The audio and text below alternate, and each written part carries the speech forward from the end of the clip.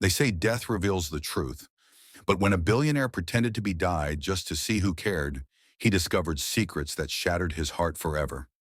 Chike Obi, a 45-year-old billionaire entrepreneur, had everything: wealth, power, and influence.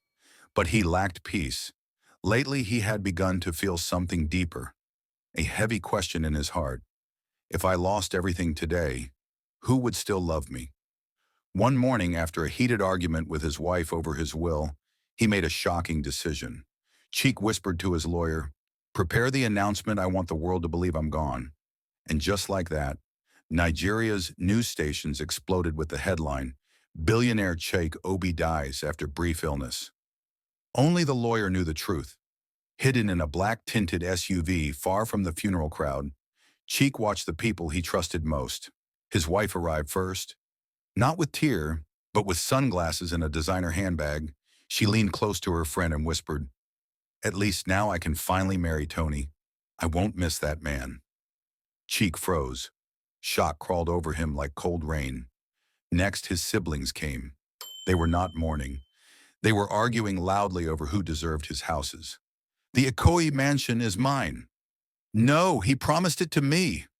To Cheek, it felt like knives stabbing through his chest. His childhood best friend Kunle arrived at the funeral.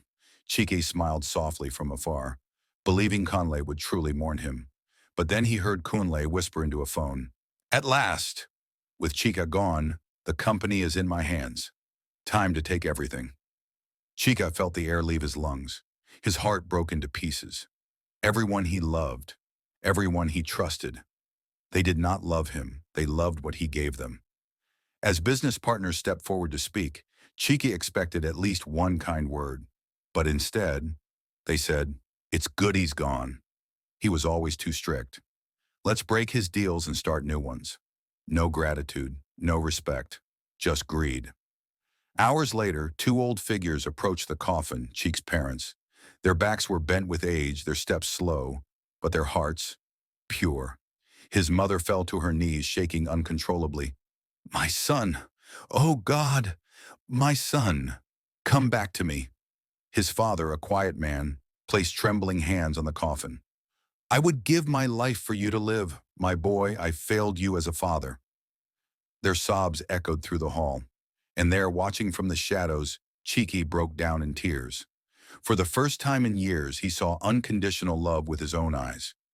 3 days later, Cheek invited everyone to the mansion for the reading of the will. They arrived, excited, greedy, expectant. When the doors shut, Cheek walked in.